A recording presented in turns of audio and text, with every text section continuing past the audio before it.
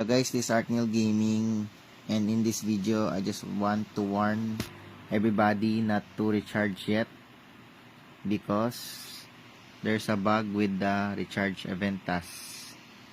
At first, this recharge task did not show up, only the spend diamond task.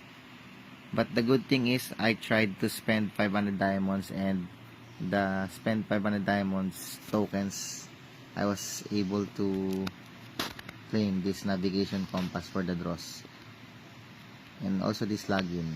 But I have friends who have recharged that did not receive navigation compass for the recharge, and Moonton already made an announcement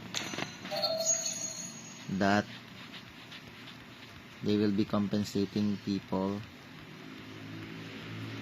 for not receiving the token.